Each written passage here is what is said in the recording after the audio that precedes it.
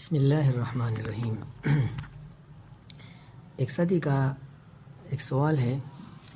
جو نہایت ہی اہم ہے اور پورے مجموعے سے، پورے گروپ سے درخواست ہے اور سب سے دستبستہ گزارش ہے کہ اس کو سنیں اور بار بار سنیں، اور جہاں کہیں سمجھ نہ آئے تو پوچھ لیں، اور پورے یعنی جتنے متعلقین ہیں اور جتنے جاننے والے ہیں، اہل علم ہیں، تو سب کو یہ بات پہنچا دیں۔ سوال کی حقیقت یہ ہے کہ ہر دور میں مہدویت کے دعوے دار بہت زیادہ ہوتے ہیں، اور ہر زمانے میں امام مہدی سے محبت رکھنے والے اور اس کی لشکر میں شامل ہونے والے یہ آرزو رکھتے ہیں کہ ان کی لشکر میں ہم شامل ہو جائے، لیکن مسئلہ یہ ہے کہ اس دور میں حق اور باطل کے درمیان تمیز مشکل ہے۔ تو ایسی کون سی علامت ہے جس کے ذریعے سے ہم یہ پہچان سکیں کہ مہدی حق کون ہے، مہدی حق کا لشکر کون سا ہے؟ تو اس بارے میں پہلے ایک حدیث سے شروع کرتے ہیں۔ حضرت عبداللہ بن مسعود رضی اللہ عنہ کی حدیث ہے، جسے مستدرک میں امام حاکم رحمہ اللہ نے نقل کیا ہے، اور علامہ ذہبی نے اس کو صحیح کہا ہے، موافقت کی ہے۔ امام حاکم نے صحیح کہا ہے اور علامہ ذہبی نے موافقت کی ہے۔ حدیث کا حاصل یہ ہے کہ عبداللہ مسعود رضی اللہ عنہ فرماتے ہیں کہ ہم ایک مرتبہ نبی کریم صلی اللہ علیہ وسلم کے ساتھ تشریف فرما بیٹھے تھے، آپ کے ساتھ چند لوگ بھی تھے، اور آپ کے چہرے اقدس پر خوشی کے آثار تھے۔ اور یہ سیرت کی کتاب میں مشہور ہے کہ جب نبی کریم صلی اللہ علیہ وسلم خوش ہوتے تو آپ کی خوشی اور کا اظہار آپ کے چہرے کی بشاشت سے اور ہوتا۔ تو آپ صلی اللہ علیہ وسلم کے سامنے سے یعنی بنو ہاشم کے چند جوان گزرے،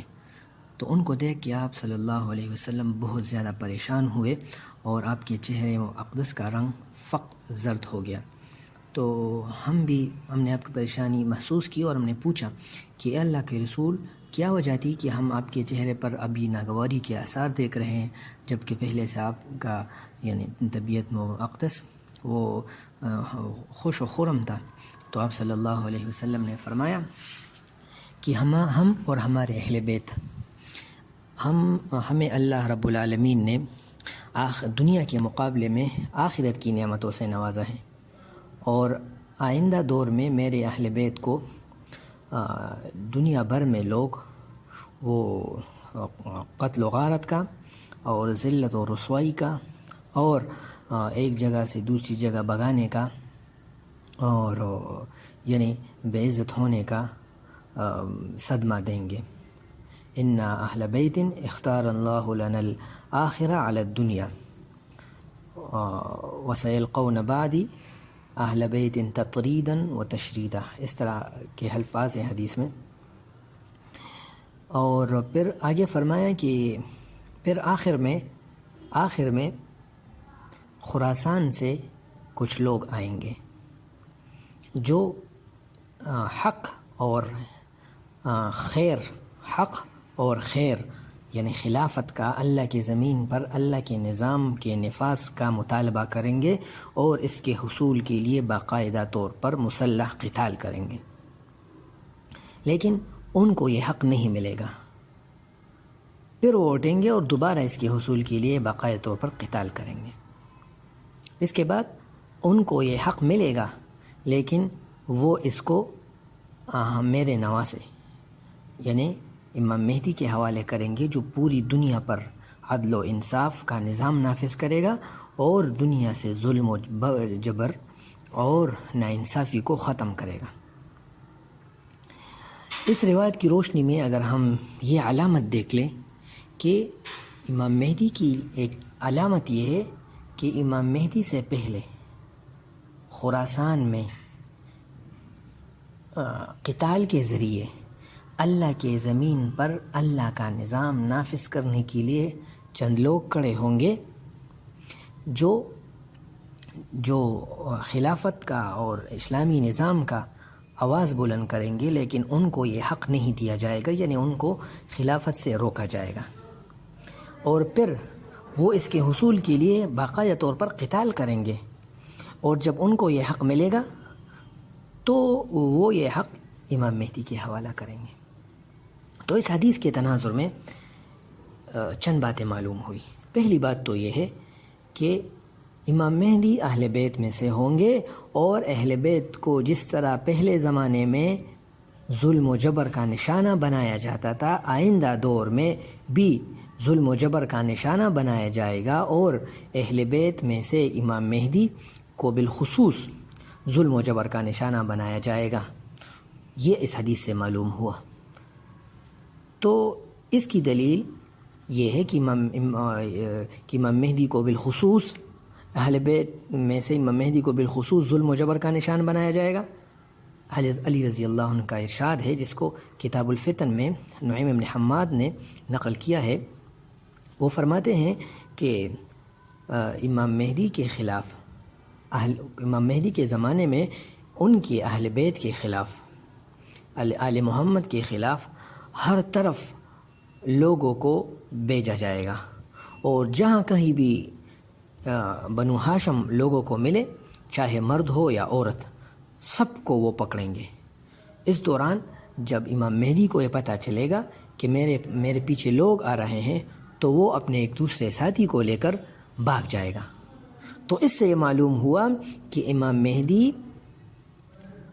وہ اپنے زمانے کے حاکم سے بھاگے گا۔ جبکہ ایک دوسری روایت میں ہے، جس کو علامہ سیوطی رحمۃ اللہ علیہ نے العرف الوردی میں جو امام مہدی کے بارے میں لکھا ہے، اس میں بھی یہی لکھا ہے کہ امام مہدی کو لوگ امام مہدی کے خلاف وارنٹ گرفتاری جاری ہوگا، اور اس کو لوگ پکڑیں گے، لیکن وہ اس کو پکڑنے کی کوشش کریں گے، لیکن وہ بھاگ جائیں گے۔ جبکہ ایک دوسری روایت میں ابو رومان سے نقل کیا ہے کتاب الفتن نعیم بن حماد میں کہ اہل بیت میں سے جتنے لوگ بھی اس وقت کے بادشاہ کو ملیں گے، چاہے مرد ہو یا عورت، سب کو پکڑیں گے اور قید و بند کا نشانہ بنائیں گے۔ تو یہی ایک علامت یہ معلوم ہوئی کہ امام مہدی کو ظلم و ستم کا نشانہ بنایا جائے گا، اور اس کو حاکم پکڑے گا۔ تیسری، وہ حاکم کے کنٹرول سے بھاگے گا، پھر ایک پکڑے گا، اور اس دوران یعنی جب اس کو پکڑے گا تو وہ پھر ایک موقع پر اس کو رہائی ملے گی۔ جبکہ یہ دو باتیں معلوم ہوئی۔ تیسری بات یہ معلوم ہوئی کہ امام مہدی کے ساتھ ایک ساتھی بھی ہوگا، جبکہ دوسرے حدیث میں اس کو نفس زکیہ سے تعبیر کیا گیا ہے کہ ایک ایسا نفس ہوگا جو بے گناہ آدمی ہوگا، اور لوگ اس کو اس وقت کا حاکم اس کو قتل کرے گا، جبکہ بعض دیگر روایت میں ہے کہ اس کو زہر دے کر قتل کرے گا۔ یہ سب روایت عمار ابن یاسر رضی اللہ عنہ سے منقول ہے، حضرت عمار ابن یاسر رضی اللہ عنہ سے منقول ہے۔ جبکہ ایک دوسری علامت اسی سے ملتی جلتی یہ ہے کہ اہل بیت، امام مہدی اور اس کے اہل بیت، سب کو، چاہے مرد ہو یا عورت، چھوٹے ہو یا بڑے، سب کو وہ گھیریں گے اور سب کو یعنی گرفتار کریں گے۔ جبکہ ایک دوسری روایت میں ہے کہ امام باقر رحمۃ اللہ علیہ کی روایت میں ہے کہ امام مہدی وہ بھاگے گا، اور اس کا ایک ساتھی ہوگا، وہ بھی اس کے ساتھ بھاگے گا، لیکن وہ ساتھی بعد میں قتل ہوگا، اور اس دوران اہل بیت میں سے سب کو پکڑے گا، اور اس دوران امام مہدی وہ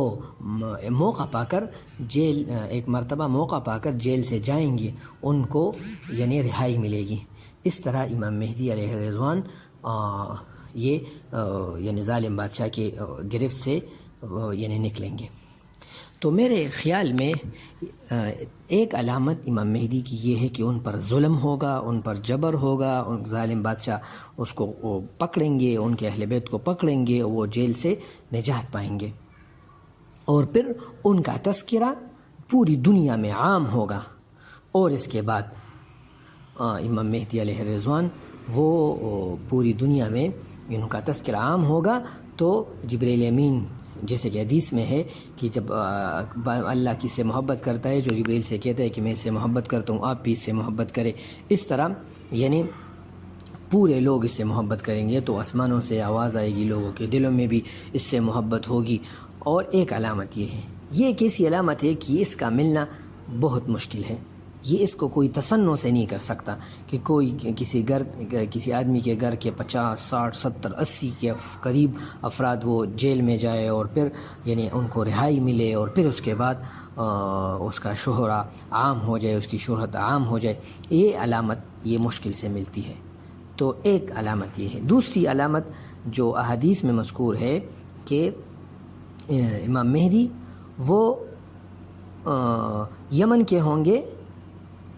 مکہ آئیں گے، ان کے باپ دادا مکہ آئیں گے اور مکہ سے پھر ان کو جلا وطن کیا جائے گا جب ان کی عمر 18 سال کی ہوگی، اور پھر 33 سال کی عمر میں وہ ان کا یعنی وہ دین کی محنت شروع کریں گے، اور جب ان کی عمر باقاعدہ طور پر 39 یا 40 سال کے قریب تک ہوگی تو وہ ظاہر ہوں گے اور ان لوگوں کو پتہ چل جائے گا کہ اس میں مہدی کی علامات ہے، لیکن وہ باقاعدہ طور پر مہدی ہونے سے انکار کریں گے. اور پھر 40 سے یعنی 50 سال کی عمر کے درمیان یا 42 یا 43 یا 44 یا 45 یا 46 یا 47 سال کی عمر میں رکن اور مقام کے درمیان ان کا بیعت کیا جائے گا. لیکن ان کا بیعت اس زمانے میں کیا جائے گا جب یعنی حرمین شریفین میں امن سیاسی طور پر امن نہیں ہوگا، اس زمانے میں ان کا بیعت ہوگا. تو میرے خیال میں یہ ایک ایسی علامت ہے کہ اس میں یعنی دغابازی نہیں ہو سکتی.